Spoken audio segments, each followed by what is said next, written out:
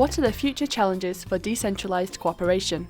How can we foresee the involvement of local and regional authorities in the post-2015 framework for international development? And how can decentralised cooperation lead to social and economic development?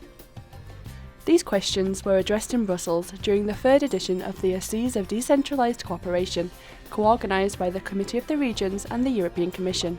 From the 9th to the 10th of April, local and regional authorities coming from Europe, Latin America, Africa and Asia participated in the debates and exchanged their points of view with representatives of the United Nations, experts from EU institutions and civil society organisations. 5 roundtable events were organised which approached cross-border and interregional cooperation, the role of local and regional authorities in the international agenda on development, the capacities of local and regional authorities in developing countries, and the results of the consultation made by the European Commission on local authorities in development. The achievement of regional integration within developing countries is one of the main objectives of decentralised cooperation.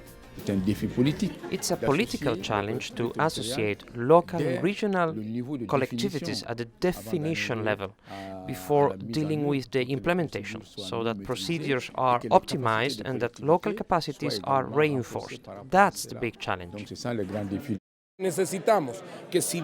We need not only to take into account the potentialities of each territory, but also to include the citizenship, the grassroots level, not only in the design of proposals, but also in the execution of those proposals, so that they can be sustainable in terms of time and content, and they can solve actual problems.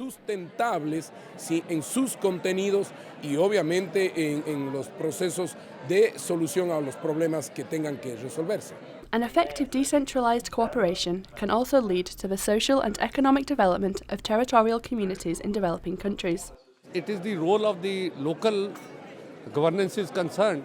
They have to plan and they have to deliver to the people also. So it is the utmost responsibility of urban local bodies or local governance that they have to deliver to the people. They are directly in the contact of the people. So it should be decentralized cooperation. Another key aspect of social development is the role played by women. In order to achieve the Millennium Development Goals and what will be established for the post-2015 framework, we need to find the right place for women.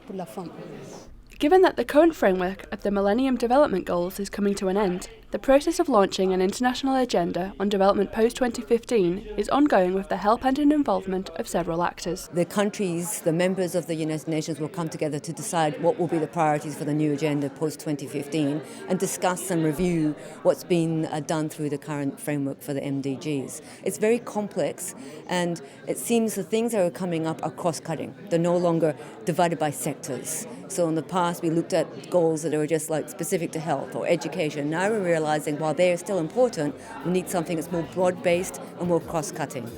The forum ended with the celebration of a plenary session collecting the main messages and conclusions pointed out during the roundtable events and associated seminars.